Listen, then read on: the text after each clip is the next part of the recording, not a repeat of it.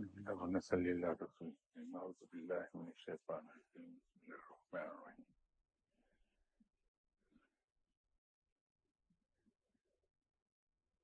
کسی صاحب نے ایک سوال پوچھا ہے کہ there is a مجدد every 100 years. Can you tell us who is مجدد of these current 100 years? میں نے شاید کسی نشست میں ایک گزارش پہلے بھی کی تھی کہ کچھ ایسے سوالات ہیں جن کے جواب دیے نہیں جا سکتے. کوئی بھی انسان جو کچھ معاملات سے واقف ہے وہ کسی فقیر کے بھید نہیں کھولے گا.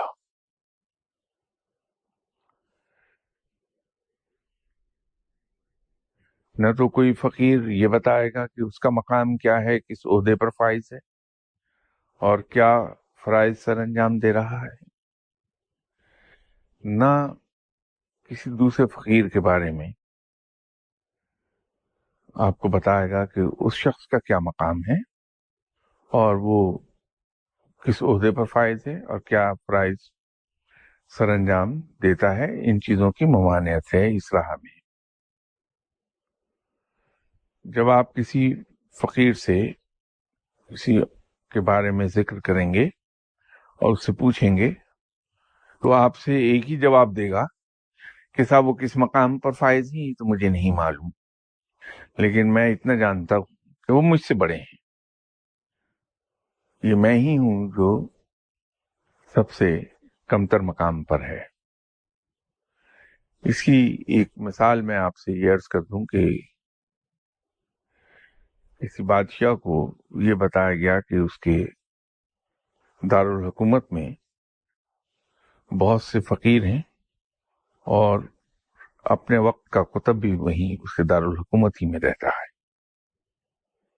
تو اس بادشاہ نے سوچا کہ میں اس حاکم سے ملاقات کر لوں، روحانی حاکم سے. تو اس کی مملکت میں جو سب سے بڑے 10 فقیر تھے ان کے بارے میں معلومات حاصل کی اور ان 10 فقیروں کو اپنے محل میں کھانے کی دعوت دے دی. جس کمرے میں ان کے لیے کھانے کا ارینج کیا گیا اس کی لوکیشن ایسی تھی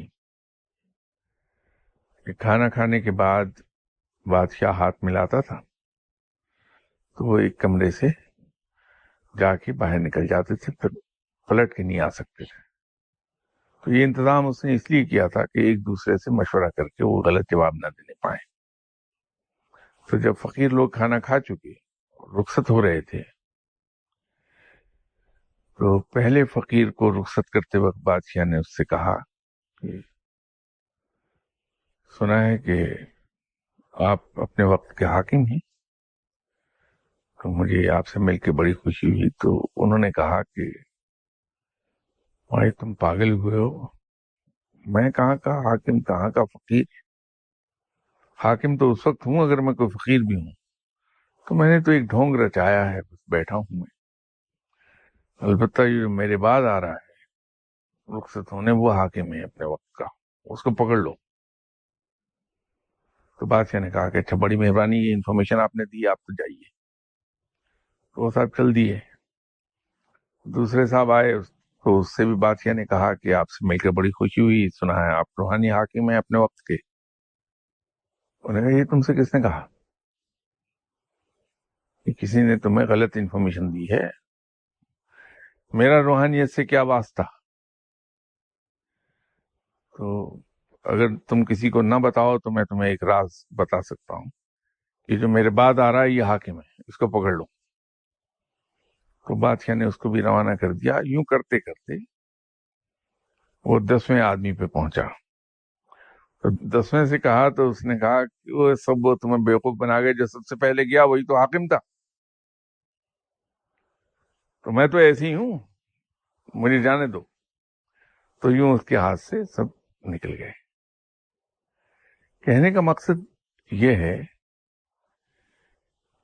کہ جو اصلی فقیر ہے وہ اپنے بارے میں کبھی نہیں بتائے گا کہ وہ کون سے مقام پر ہے، کیا اس کے ذمہ فرائض ہیں اور اس کا عہدہ کیا ہے. لیکن جو کچھ نہیں ہے، میری طرح کے جتنے بھی لوگ ملیں گے آپ، جن کو روحانیت کی ہوا بھی نہیں لگی، جو علوم باطنی کے ہجوں سے واقف نہیں ہیں، وہ بھی میری طرح لمبے چوڑے دعوے کرتے دکھائی دیں گے آپ کو. وہ بھی جھوٹ ہوتا ہے. اس لیے ایک دن میں نے آپ کی خدمت میں عرض کی تھی کہ ولایت یا ولی دو جھوٹ ہیں، ان کے درمیان پایا جاتا ہے. جو کچھ نہیں ہوتا وہ یہ کہتا ہے کہ میں بہت کچھ ہوں، جو کہ جھوٹ ہے. جو بہت کچھ ہوتا ہے وہ کہتا ہے میں کچھ نہیں ہوں، وہ بھی جھوٹ بول رہا ہے. تو یہ دو جھوٹ ہیں جن کے درمیان لپٹی ہوئی ہے ولایت. یہ ولی اللہ ان دو جھوٹ کے درمیان لپٹا ہوا ہے. اس لیے ایک تو پہلی بات یہ ہے کہ میں نے جیسے آپ سے عرض کی اور پوری سچائی سے عرض کر رہا ہوں کہ علوم باطنی کی ایک ہلکی سی جو جھلک ہے وہ بھی میں نے نہیں کبھی دیکھی. مجھے روحانیت کا کبھی ایک جھونکا بھی نہیں چھو کے گزرا. تو میں کیسے جانوں گا کہ آج کے دور کا مجدد کون ہے؟ تو جس بات کا مجھے ہی نہیں علم، میں آپ کو کیسے عرض کر دوں گا کہ فلاں آدمی اس کا اہل ہے؟ اگر مجھے پتا ہوگا کہ کون مجدد ہے تو پھر میں آپ کو کیوں بتاؤں گا؟ میں نہ جا کے اسے پکڑ کے اس سے فائدہ لے لوں گا. میں بیوقوف ضرور لیکن اس درجے کا نہیں کہ خود فائدہ نہ لوں، آپ کو فائدہ پہنچا دوں. یہ ہو ہی نہیں سکتا کبھی. تو اگر مجھے کبھی پتہ لگا کہ کون مجدد ہے تو میں تو سب سے پہلے وہاں خود جاؤں گا آپ کو بتانے کے بجائے. اس لیے میں نہیں عرض کر سکتا کہ آج کا مجدد کون ہے. ایک سوال اور ہے، رب کے رب ہونے اور قادر مطلق ہونے کے بارے میں ذہن میں کوئی شبہ نہیں. اس کے باوجود ذہن میں ایک عجیب سا خیال آتا ہے کہ ہمارا اس دنیا میں آنا اور پھر اس انسان کے روپ میں آنا ہماری اپنی چوائس تو نہیں، تو پھر یہ جزا و سزا کیوں؟ اگر چوائس ہوتی تو ہو سکتا ہے کہ ہم اس دنیا میں آنا ہی نہ چاہتے، یا پھر کسی انوسینٹ برڈ کے روپ میں آنا چاہتے تاکہ سزا سے بچ جاتے. یہ صحیح ہے کہ ہمیں رب نے تخلیق کیا اور ہمیں اس دنیا میں بھیجا، لیکن ہم یہ بھول جاتے ہیں کہ سزا اور جزا جو ہے، یہ ریوارڈ پنشمنٹ کا جو نظام ہے، یہ اس لیے ایکسرسائز نہیں ہوتا کہ ہم دنیا میں آئیں. دنیا میں آنے کی کوئی سزا نہیں،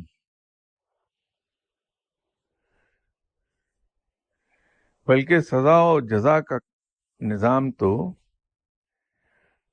یوں انفورس ہوتا ہے کہ ہم اللہ کے احکامات کی خلاف ورزی کریں تو سزا ملتی ہے، اور اللہ کے احکامات کی صدق دل سے پیروی کریں تو اس کی جزا ہے. تو یہ فرمانی اور نافرمانی کے نتیجے میں جزا و سزا ہوتی ہے. اگر ہم سزا سے بچنا چاہتے ہیں تو ہمیں کون مجبور کرتا ہے کہ ہم اللہ کے احکامات سے روگردانی کریں، اس کے احکامات کی پیروی کر لیں، تو بجائے سزا کے جزا مل جائے گی. اس کے انعامات دنیا میں بھی مل جائیں گے، آخرت میں بھی مل جائیں گے. تو دنیا میں آنا تو میری نظر میں ایک طرح سے رحمت ہے کہ ہم اللہ کے خلیفہ برزمی کہلائے، جو بذات خود بہت بڑا اعزاز ہے۔ یہ اعزاز کسی فرشتے کو نہیں ملا۔ حضرت جبرائیل علیہ السلام فرشتوں میں سب سے نمایاں مقام رکھنے والے فرشتے ہیں، ان کو بھی یہ مقام حاصل نہیں ہے۔ یہ اعزاز تو صرف ہمیں حاصل ہے کہ ہم اللہ تعالیٰ کے خلیفہ برزمی ہیں، تو ہمیں اس اعزاز کے ملنے پر اللہ کا شکر گزار ہونا چاہیے، نہ کہ اس خوف سے کانپتے رہیں کہ چونکہ احکامات تو ہم نے بجا لانے نہیں، اس لیے سزا ہی ملے گی۔ تو سزا سے بچنے کا ایک آسان طریقہ یہ تھا کہ دنیا ہی میں نہ آتے، اور اگر آتے بھی تو کبوتر کی شکل میں آ جاتے۔ تو یہ خواہش جب ہم کرتے ہیں کہ کسی انوسینٹ برڈ کی شکل میں آتے، فاختہ کی شکل میں آتے، تو یہ ہم بھول جاتے ہیں کہ صاحب پھر کوئی عیار شکاری ہمیں اپنے جال میں پھانستا اور پنجرے میں ہمیشہ کے لیے قید کر دیتا۔ سزا سے تو بچ جانا بڑا آسان ہے کہ اللہ کے احکامات سے روگردانی نہ کی جائے۔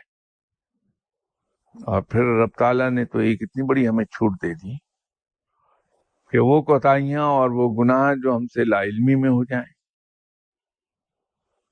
جو ہماری انوسینٹ مسٹیکس ہیں، اس پہ وہ گرفت ہی نہیں کرتا، معاف فرما دیتا۔ جو پلانڈ مسٹیکس ہیں ہماری، جو ڈیلیبریٹ ڈیفائنس ہے ہمارا، اس پر سزا ہے۔ اور اگر وہ ڈیفائنس حقوق اللہ سے تعلق رکھتا ہے ما سوائے شرک کے، پروردگار کے غفور و رحیم ہونے سے، اس کی رحمت سے یہی امید ہے کہ وہ معاف فرما دے گا۔ اس پر بھی معاف کے امکانات خاصے وسیع ہیں۔ اس لیے ہم اس دنیا میں آنے پر اللہ کا شکر ادا کریں، اور سزا کا اگر خوف ہے تو پھر اللہ کے احکامات سے روگردانی نہ کریں، تو انشاءاللہ جزا پائیں گے بجائے سزا کے۔ یہ پرانا ایک بار بار کا آیا ہوا سوال ہے کہ باہر کے کسی ملک سے ہے، کین دعا چینج دا لک؟ تھوڑا سا لکھنے میں غلطی کر گئے ہیں۔ یہ تو سامنے کی بات ہے کہ دعا یقیناً قسمت کو بدل دیتی۔ جب قسمت کے سلسلے میں ہماری گفتگو یہاں ہو رہی تھی تو بڑی تفصیل سے اس پر ذکر ہوا تھا کہ تقدیر کتنی قسموں کی ہے، اور اس میں انسان کس حد تک خود مختار ہے، اور کہاں جا کے اس کی مجبوری شروع ہوتی ہے۔ یہ سب کافی تفصیل سے بات ہوئی تھی۔ اب چونکہ تقدیر کا سلسلہ کسی نے پوچھ لیا تو میں یہ بات دہرائے بغیر نہیں رہ سکتا کہ ہم دعا کو غلط نہ سمجھیں۔ دعا اس طرح سے کام نہیں کرتی جس طرح سے ہم سمجھتے ہیں۔ ہم نے تو دعا کو ہر چیز کا ایک حل بنا لیا۔ سارا سال طالب علم کھیلتا رہا،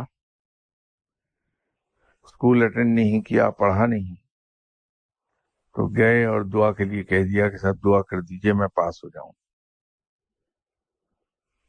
یہ قانون فطرت کے خلاف دعا ہے۔ انسان بیمار ہوا تو دعاؤں پر زور دے رہا ہے۔ اگر ہم دعا کو اس طرح سے استعمال کریں جیسے کہ قدرت نے ہمارے لیے راہ متعین کی ہے کہ ہم پہلے دنیاوی کوشش کریں مقدور بھر، اور اس کے بعد پھر ہم رب تعالیٰ کے حضور یہ دعا کریں کہ یا باری تعالیٰ، تم نے ہمیں جو ذہنی اور جسمانی صلاحیتیں عطا فرمائی تھیں، ہم نے اپنے تئیں مقدور بھر کوشش کر دیکھی، اب تو اس میں برکت دے اور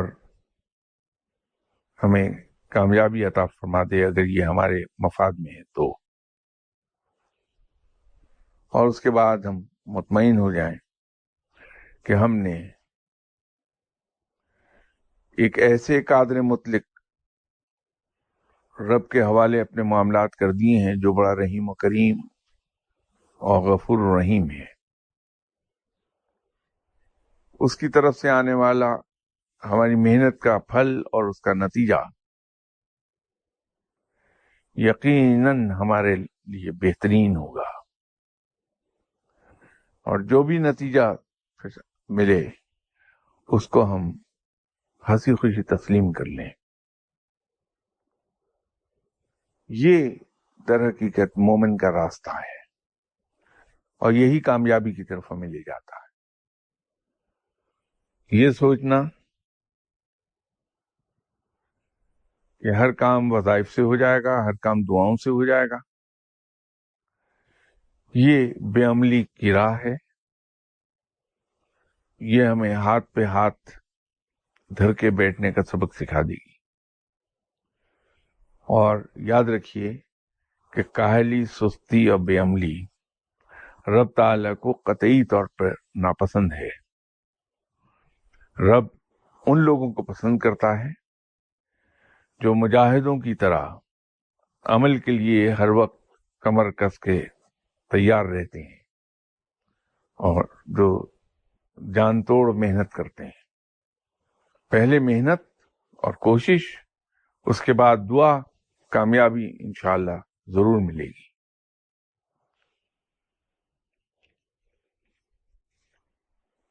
رب تعالیٰ سے محبت کے بارے میں ایک دعا کے لیے کہا گیا ہے۔ سعودی عربیہ سے کسی صاحب نے کہا ہے، رب تعالیٰ سے محبت کے کسی وظیفے سے میں واقف نہیں، میں تو یہ سمجھا کہ انسانی فطرت میں ہے کہ جو اس کی کفالت کرے، جو اسے لک آفٹر کرے، جو اس کے مصیبت میں کام آئے، انسان اس سے پیار کرتا ہے۔ یہ ہیومن نیچر ہے۔ اگر ہم روزانہ رات کو سوتے وقت یہ یاد کر لیں کہ زندگی میں کتنے موقع آئے اور کون کون سا موقع آیا کہ ہم نے اپنے آپ کو بے بس اور لاچار پایا، ہم اپنے کسی مسئلے یا مصیبت یا ضرورت کے سامنے بالکل بے بس ہوئے کہ ہم کسی طور اس کو حل نہیں کر پا رہے۔ جب ہم مایوس ہوئے تو ایسی مایوسی میں رب کی مدد آئی، اور ہمیں رب نے اس مشکل سے نکال لیا، اس مشکل سے بچا لیا، اس آفت سے بچا لیا۔ کیسے کیسے موقع آئے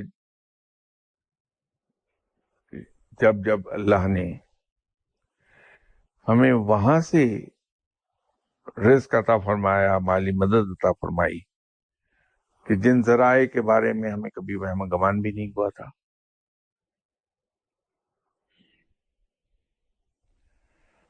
تو جب ہم یہ چیزیں روزانہ یاد کرتے ہیں تو پھر رب تعالیٰ پر یقین اور بھروسہ بڑھنے لگتا ہمارا، اور یہی یقین اور بھروسہ رب پر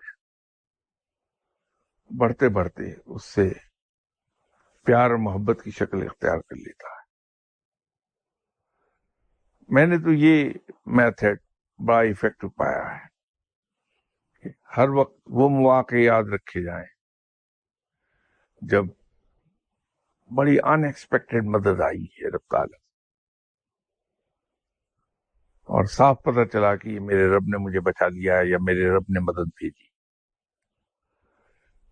وہ مواقع ضرور یاد رکھیے، اس سے انشاءاللہ تعالی اللہ سے پیار بڑھ جائے گا ہمارا۔ اور سب سے بڑی بات یہ ہے ہم رب کو ٹرسٹ کرنے لگیں گے۔ ابھی ہم اس پہ بلیو ضرور کرتے ہیں بٹ وی ڈونٹ ٹرسٹ ہم، اسی لیے یہ پریشانیاں ہیں، یہ تو دوڑے چلے جاتے ہیں ہم لوگ دعا کرنے والوں کے پاس، عامل حضرات کے پاس، پیر صاحبان کے پاس۔ یہ اس ٹرسٹ کی کمی ہے، گرچہ ہم سمجھتے نہیں ہیں اس بات کو، ہم یہی سمجھتے ہیں کہ ہمیں اللہ پہ بڑا بھروسہ ہے۔ اگر اللہ پہ بھروسہ ہو تو پھر ہم کسی انسان کا سہارا ڈھونڈنے نہیں نکلیں گے کبھی، ہاں وہ سہارا کسی شکل میں کیوں نہ ہو، ہمارا رب پر بھروسہ بڑھ جائے گا۔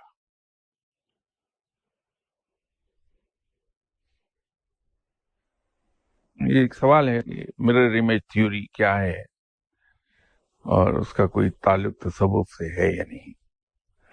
تو تصوف میں mirror image theory as such نہیں پائی جاتی، اور تصوف میں مرر امیج ہوتا بھی نہیں کوئی۔ یہ تو ضرور ہے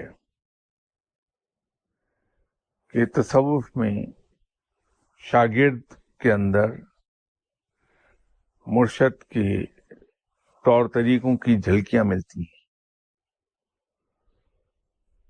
لیکن کوئی بھی شاگرد اپنے مرشد کا مرر امیج نہیں ہوتا۔ اس کی بنیادی وجہ یہ ہے کہ جو جھلکیاں ملتی ہیں وہ تو ہوتی ہیں تربیت کا نتیجہ، کیونکہ تصوف میں تربیت اس معروف طریقے سے نہیں ہوتی جو دنیاوی تربیت جس انداز میں ہوتی ہے۔ مرشد کبھی اسٹک پکڑ کے شاگرد کو سکھاتا نہیں کہ یوں کرو یوں کرو یوں کرو، اور نہ کرنے پہ چھڑیاں نہیں پڑتی اسے۔ سرزنش تو ہوتی ہے لیکن دنیاوی طریقے کی مار نہیں پڑتی۔ البتہ تربیت کے لیے دوسرا طریقہ یہ استعمال کیا جاتا ہے کہ شاگرد مرشد کو کاپی کرتے ہیں، جو مرشد کو کرتے دیکھتے ہیں اسی کو وہ کاپی کرتے چلے جاتے ہیں۔ تو یوں اعداد و اطوار میں ایک جھلک تو دکھائی دینے لگتی ہے مرشد کی، کیونکہ وہ نقل ہو رہی ہے، لیکن وہ مرر امیج نہیں ہوگا اپنے مرشد کا۔ اس کی وجہ یہ ہے کہ فقیر کے طور طریقے اور فقیر کی ڈیلنگز، فقیر کی دعا کرنے کے طریقے، دعا کی قبولیت کا ٹائم لیگ، فقیر کے تصرفات، فقیر کی کرامات، یہ سب ایک دوسرے سے جدا ہوں گی، یہ ایک دوسرے سے ملتی نہیں، شاگرد کی مرشد سے بھی نہیں ملیں گی۔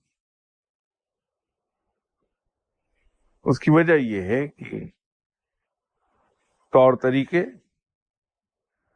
اس کے بیہیویئر، اس کے ایٹیٹیوڈز، اس کے تصرفات اور کرامات، یہ انفلوئنسڈ ہوتی ہیں بلکہ یوں کہنا چاہیے کہ نہ صرف انفلوئنسڈ ہوتی ہیں بلکہ یہ ڈائریکٹ رزلٹ ہوتی ہیں ان پڑھائیوں کا، ان وظائف کا، ان ذکر اذکار کا جو وہ فقیر کرتا ہے۔ مرشد ہو سکتا ہے کہ جمالی ہوں، بہت ٹالرنٹ ہوں، مجلسی آدمی ہوں کہ اپنے ارد گرد لوگ بیٹھے ہیں ان میں خوش رہتے ہیں، اپنے ارد گرد بیٹھنے والے لوگوں کو برداشت کرتے ہوں، بہت زیادہ رش نہ برداشت کرتے ہوں، کسی حد تک لوگوں کا اجتماع برداشت کر لیں اپنے ارد گرد، تنہائی پسند ہوں یا بالکل علیحدہ رہنا چاہتے ہوں، کوئی ایک رنگ لیے ہوئے ہوں گے ان تمام رنگوں میں جو گنوائے میں نے۔ لیکن اگر شاگرد کو انہوں نے پڑھنے کو جو عطا فرمایا ہے اور جو کچھ مرشد شاگرد کو پڑھنے کے لیے عطا فرمائیں گے وہ شاگرد کی باڈی کیمسٹری اور روح کی کیمسٹری کے عین مطابق ہوگا، وہ شاگرد کے جو روح کا کنٹرولنگ ورڈ ہے اس پر ڈیپینڈ کرتا ہوا وہ ذکر ہوگا جو اس کو عطا کیا جائے گا۔ وہ ذکر اگر جلالی ہے تو اس کے نتیجے میں شاگرد کے اندر جلال آ جائے گا، جبکہ مرشد جمالی ہیں۔ اسی طرح اس کے جو ایٹیٹیوڈز اینڈ بیہیویئرز ہیں ٹورڈز پبلک، وہ اسی ذکر اور اسی پڑھائی کے ذریعے سے اس ذکر اذکار کے نتیجے میں پیدا ہونے والے انفلوئنسز کی وجہ سے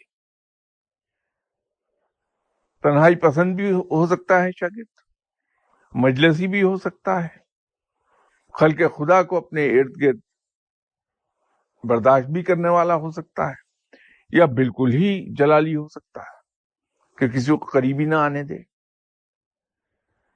اس کا مرشد کی ذات سے کوئی تعلق نہیں ہوگا۔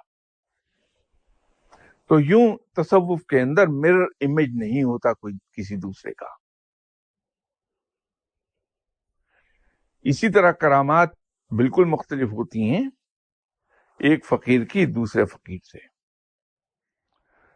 کیونکہ ذکر سب کا مختلف ہے ایک دوسرے سے، اور اگر کبھی کبھار ایسا ہو گیا کہ ذکر ایک ہو گئے دو فقیروں کے تو تعداد مختلف ہوتی ہے، اوقات مختلف ہوتے ہیں، تو اس سے مرتب ہونے والے اثرات پھر مختلف ہو جائیں گے۔ تو یوں کرامات کبھی یکساں نہیں ہوتی، یہ یاد رکھیے۔ تو مرر امیج تھیوری کا تو سوال ہی نہیں ہے تصوف میں، یہاں تو سب انڈیویجویلٹی پر چلتے ہیں، ہر ایک کی ایک انڈیویجول پرسنالٹی بنتی ہے روحانی، ہر ایک کا ایک انڈیویجول بیہیویئر بنتا ہے، انڈیویجول ایٹیٹیوڈ ہوتا ہے ہر ایک کا، وہ یکسر مختلف ہوتا ہے ایک دوسرے سے۔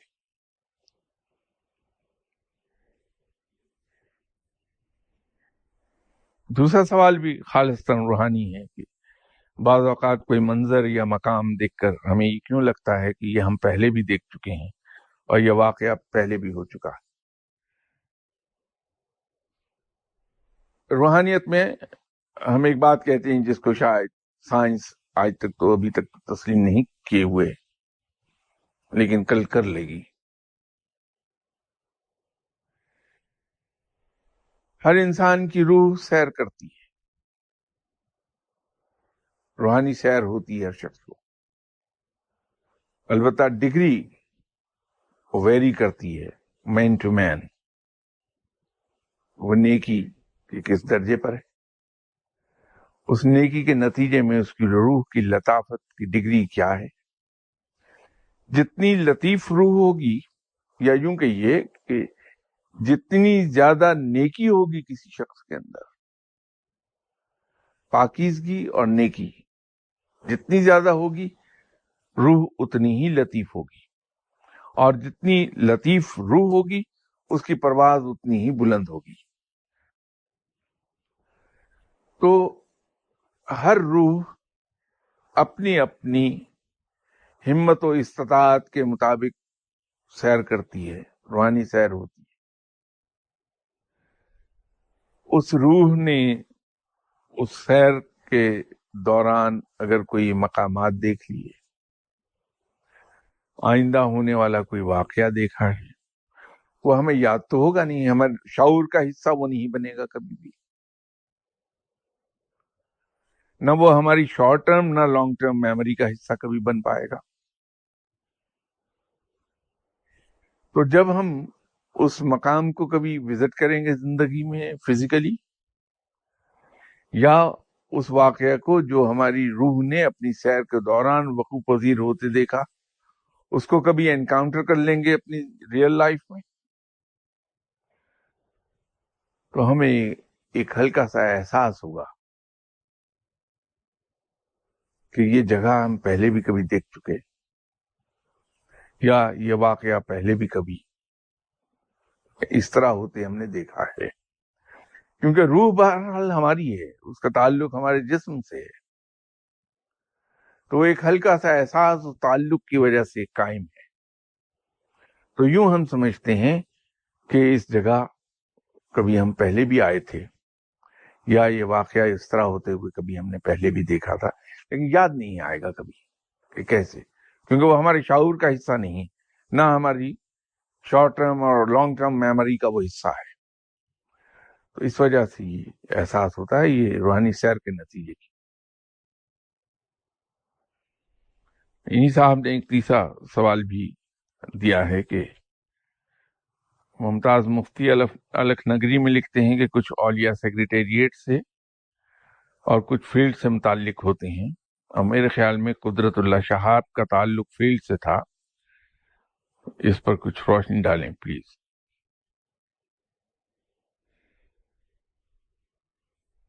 ابھی تو میں نے چند منٹ پہلے ایک گزارش کی تھی کہ ان معاملات پر روشنی نہیں ڈالی جا سکتی۔ فقیر کے کیس میں یہ وہ معاملات ہیں جو کلاسیفائیڈ ہیں روحانیت میں، اور یہ صرف ڈسکلوز ہوتے ہیں on need to know basis. تو اس لیے کوئی فقیر آپ کو اس کے بارے میں بتائے گا نہیں۔ میرے کیس میں اس کے دو ریزنز ہیں۔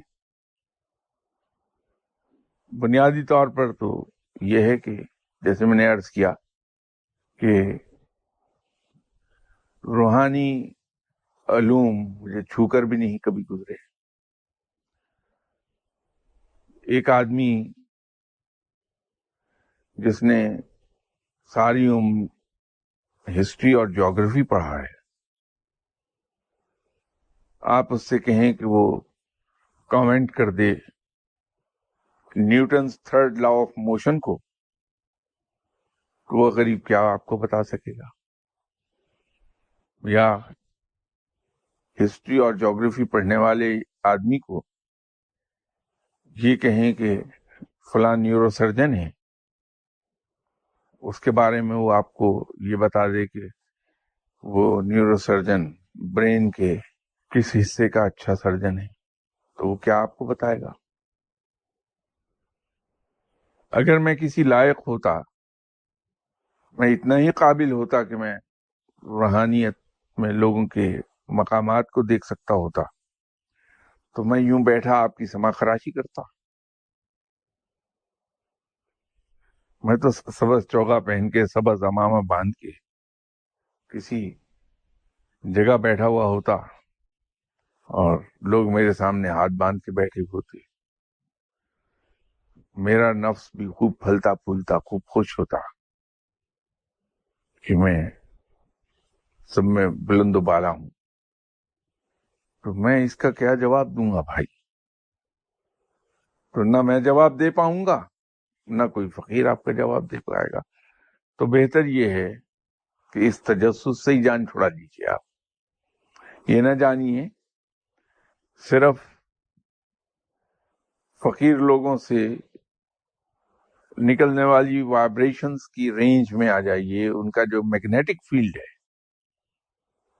ہر فقیر کا، ہر انسان کا ایک میگنیٹک فیلڈ ہے، یہ بھی یاد رکھیے۔ دیکھیے، جو الیکٹرک وائر چل رہی ہے، ہر الیکٹرک وائر کے ارد گرد ایک میگنیٹک فیلڈ ہوتا ہے. وہ جو وائر کے قریب ہوتے جائیں گے وہ میگنیٹک فیلڈ اتنا اسٹرانگ ہوتا چلا جائے گا. 132 kVA کا میگنیٹک فیلڈ 6 فٹ تک ہوتا ہے، 6 فٹ ریڈیس میں ہوتا ہے. 3 فٹ ریڈیس کے اندر تو بہت ہی زیادہ اسٹرانگ ہوتا ہے، وہ مار دیتا ہے 3 فٹ کے اندر ہی. اگر انسان اس وائر کے 3 فٹ کے اس ریڈیس کے اندر چلا گیا تو زندہ نہیں رہتا، جھلس جاتا. لیکن 6 فٹ تک افیکٹو ہوتا ہے. اسی طرح جو فقیر ہیں وہ ڈپینڈ کرتا ہے کہ اگر تو 220 وولٹ کی وائر کی طرح بیچارہ چھوٹا فقیر ہے تو اس کا میگنیٹک فیلڈ اتنا ہی کم ہے. 1100 kVA کی طرح اگر وہ درمیانے درجے کا فقیر ہے تو اس کا میگنیٹک فیلڈ اتنی ہی دور تک آئے گا. اور اگر 132 kVA جیسا فقیر ہے وہ تو اس کا میگنیٹک فیلڈ اتنا ہی وسیع اور اتنا ہی اسٹرانگ ہے. تو بس آپ اس میگنیٹک فیلڈ کے اندر داخل ہو جائیے کسی طرح، اس کے اندر سے جو وائبریشنز نکل رہی ہیں علم کی، ان وائبریشنز میں آ جائیے. ایک میگنیٹ آپ رکھ دیجئے کہیں، پرماننٹ میگنیٹ. میگنیٹ دو طرح کے ہوتے ہیں، ایک تو پرماننٹ ہوتا ہے اور ایک الیکٹریکل میگنیٹ ہوتا ہے. الیکٹریکل میگنیٹ اس وقت تک میگنیٹ رہے گا جب تک کہ اس کے اندر کرنٹ دوڑ رہا ہے، جیسے پنکھے کے فیلڈ کے نتیجے میں بننے والا میگنیٹ جو اسے چلاتا ہے پنکھے کو. الیکٹرک موٹرز میں اسی طرح بنایا جاتا ہے، وہ الیکٹریکل میگنیٹ ہوتا ہے. ایک پرماننٹ میگنیٹ ہے. تو وہ پرماننٹ میگنیٹ جو پڑا ہے اس کے ارد گرد پڑے ہوئے لوہے کے ٹکڑے کچھ دن کے بعد خود بخود میگنیٹ ہو جاتے ہیں، وہ بھی میگنیٹ بن جاتے ہیں. جتنے فاصلے پر پڑا ہے اتنے ہی کم اس میں میگنیٹک فورس ہوگی. جتنا اس پرماننٹ میگنیٹ کے قریب پڑا ہوگا پتھر اس کا لوہے کا ٹکڑا، وہ اتنا زیادہ اسٹرانگ میگنیٹ ہو جائے گا. اسی طرح فقیر کے جتنا قریب آپ ہیں، اگر اس کے دل کے قریب آ گئے کہیں غلطی سے تو خود تو وہ ڈوبا ہے، آپ کو بھی لے ڈوبے گا. آپ بھی کھانے پینے کے مزے سے بھی گئے اور پہننے کے مزے سے بھی گئے. اور اگر اس سے دوستی ہے آپ کی تو اسی درجے سے آپ فقیر بن جائیں گے. تو جتنے اس کے قریب ہوں گے آپ، اتنی شدت کا فقر آپ میں آئے گا. تو کوشش کر لیجئے بجائے یہ جاننے کے کہ کون فیلڈ سے متعلق تھا، کون سیکریٹریٹ سے متعلق ہے، کون کلیریکل ڈیوٹیز پر تھا اور کون ایگزیکٹو ڈیوٹیز پر ہے، ان سے کیا ملے گا جان کر.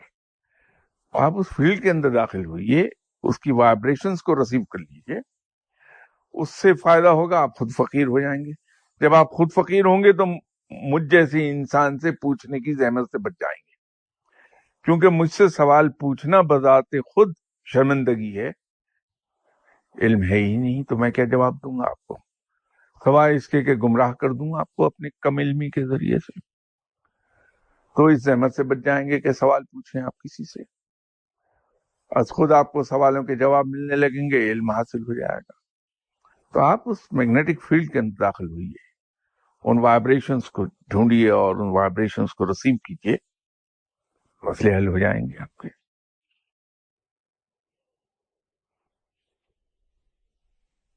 اور ویسے ہی جو فقیر کے دل کے قریب ہونے کی بات کی تھی، یہ چلتے چلتے عرض کر دوں کہ پرانے زمانے میں 3 مسافر تھے. تو وہ ایک گاؤں سے گزر رہے تھے، تو اس زمانے کے دستور کے مطابق جب رات ہوئی، ہم نے مغرب کی نماز جو پڑھی کسی مسجد میں، تو امام صاحب سے کہہ دیا کہ ہم مسافر ہیں. تو اتفاق یہ کہ گاؤں بہت چھوٹا سا تھا، بڑے غریب لوگ تھے. تو امام صاحب نے اناؤنس کر دیا کہ صاحب 3 مسافر ہیں، انہیں کون مہمان کرے گا رات بھر کے لیے؟ غریب لوگ تھے بیچارے، 2 صاحب، انہوں نے کہا کہ ایک مہمان میں لے جاتا ہوں، دوسرے نے کہا ایک میں لے جاتا ہوں، لیکن تیسرے کے لیے کسی نے آفر نہیں کیا۔ تو جب لوگ چلے گئے تو امام صاحب نے کہا کہ اب میں ہی باقی بچا ہوں، تو میرے مہمان تم ہو جاؤ، لیکن میرا مسئلہ یہ ہے کہ میرے پاس ایک کمرے کا حجرہ ہے اور میری فیملی لارج سائز فیملی ہے، تو تم ایک تکلیف کرو کہ یہ اللہ کا گھر ہے مسجد، تم اللہ کے مہمان کے طور پہ اس مسجد میں ٹھہر جاؤ، تو میں گھر جا رہا ہوں تو تمہیں جا کے میں کھانا بھیج دوں گا۔ امام صاحب گھر گئے تو کوئی ان کی بیگم صاحبہ ذرا جلالی ہوں گی، گھر میں جھگڑا ہو گیا، اس جھگڑے میں امام صاحب بھول گئے کہ میرے مہمان ہیں اور میں نے کھانے کا وعدہ کرایا تھا۔ سردیاں تھیں تو مہمان بیچارہ انتظار کرتا رہا اور سردی میں کانپتا رہا کہ بستر آئے گا اور کھانا آئے گا، نہ کھانا آیا اور نہ بستر آیا۔ تو جب آدھی رات گزر گئی تو نیند نے بھی بے حال کیا اور سردی بے پناہ وہاں، اور تو نے کچھ نہیں سوجا، اس صف کے کونے پہ لیٹے اور رول ہونا شروع ہو گیا، تو صف ان کے ارد گرد لپٹ گئی ساری، تو اس میں پناہ لے لی سردی کے اگینسٹ، لیکن سردی کہاں رکتی ہے۔ تو جب صبح فجر کے وقت لوگ آئے، وہ اس کے 2 ساتھی بھی آئے، تو یہ بیچارہ صف میں سے اکڑا ہوا نکلا، بھوکا اور سردی سے اکڑا ہوا پڑا۔ تو اس نے یہ سوچا کہ میرے 2 ساتھیوں کا بھی یہ حال نہ ہوا ہو، تو ان سے پوچھنے لگا کہ کیسی رہی گزری رات تمہاری؟ تو ان دونوں نے کہا کہ ہم تو بڑے مزے میں رہے اور بڑا زوردار کھانا۔ پھر اس سے پوچھا کہ تمہارا حلیہ بگڑا ہوا، کیا ہوا تمہیں؟ انہوں نے کہا میرے ساتھ وہی ہوا جو اللہ کے مہمان کے ساتھ ہوا کرتا ہے، تو میں اللہ کا مہمان تھا، بھوکا بھی ہوں اور سردی سے اکڑا ہوا بھی ہوں، تو یہ کبھی کسی فقیر کے دل کے قریب مت ہوئیے گا، یہی حشر ہو جاتا ہے۔